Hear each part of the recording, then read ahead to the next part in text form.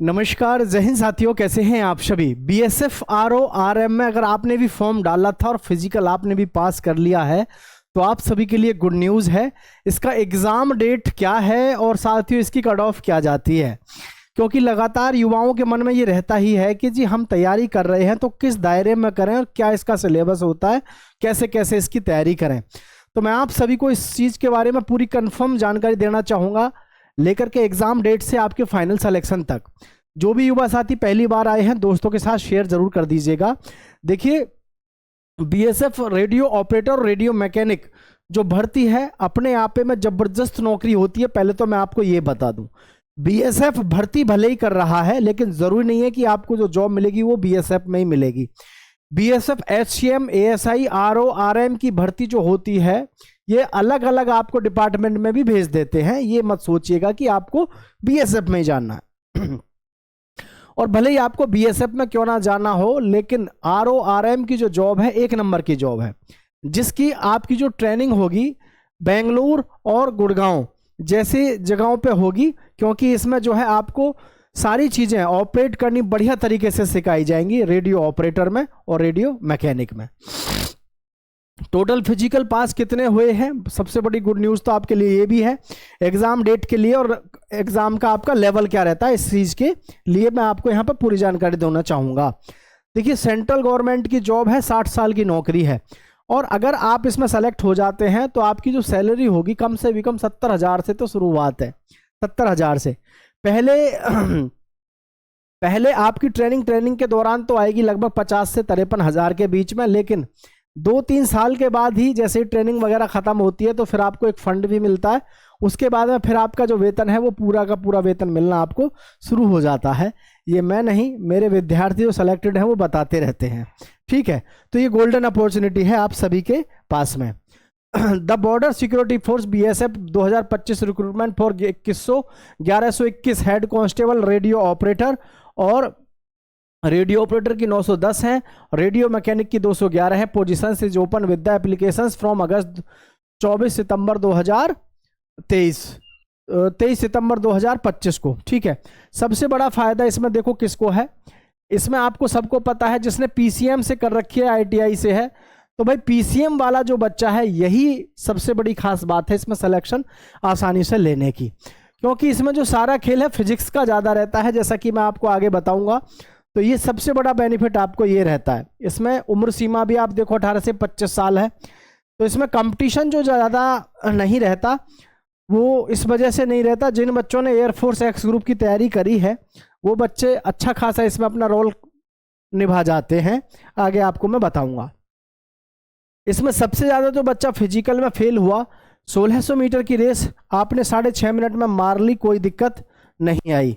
लेकिन सारी कहानी जो बच्चों के सामने आई, बच्चा लॉन्ग जंप में बहुत फेल हुआ और हाई जंप में खूब फेल हुआ है ना। लड़कियों का भी सेम वही सिस्टम है, 800 मीटर की रेस भी पास कर ली, लेकिन लॉन्ग जंप और हाई जंप, जिस भी किसी एग्जाम में लॉन्ग जंप और हाई जंप होता है फिजिकल में, वहाँ सबसे ज़्यादा बच्चा फेल होता है आज की डेट में, क्योंकि आजकल बच्चों से लॉन्ग जंप और हाई जंप बहुत कम लगते हैं।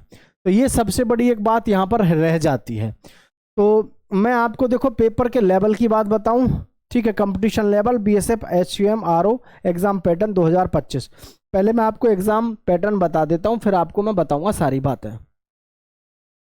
फिजिक्स में आपके 40 क्वेश्चन आएंगे 80 मार्क्स के, केमिस्ट्री में 20 क्वेश्चन आएंगे 40 मार्क्स के, मैथ्स में 20 क्वेश्चन आएंगे 40 के, यानी कि प्रत्येक प्रश्न आपका 2 नंबर का है।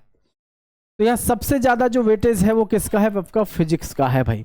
मैंने इसीलिए आपसे कहा था कि जो भी बच्चा एयरफोर्स एक्स ग्रुप की तैयारी करके आया है, वहाँ मेडिकल मैन फिट रहा हो या किन्हीं और कारणों से या ज्वाइन ना किया हो, वो बच्चा सबसे ज़्यादा इसमें जाता है, क्योंकि आपको पता है मैं तो एयरफोर्स के बच्चों को पढ़ाता आ रहा हूँ, जिसकी वजह से यहाँ सबसे मेन चीज़ देखने को मिल जाती है। अब ये देखो, आप जो फिजिक्स के बच्चे हैं 40 क्वेश्चन कर दिए जिसने, तो वो 40 क्वेश्चन करने का मेरा मतलब है जो हैंडल कर सकता है। जिस बच्चे ने एयरफोर्स की तैयारी अच्छे से करी है वो आराम से यहाँ पर 30 क्वेश्चन करके आएगा। वो बच्चा यहाँ पर आराम से 30% आराम से। केमिस्ट्री में 20 में से आप मात्र 8 कर आओ, ठीक है। मैथ्स में 20 में से आप मात्र 12 कर दो, और इंग्लिश जीके वगैरह जो आपका 20% है, इसमें से आप आराम से यहाँ पर फिर से 12% कर दो। ठीक है, तो टोटल प्रश्न आप देखेंगे 8 और 2 10 2 12, और ये 2 और 1 3, 3 और 3 6, यानी कि 62 आपके लगभग यहाँ पर प्रश्न बैठ रहे हैं, लगभग 62।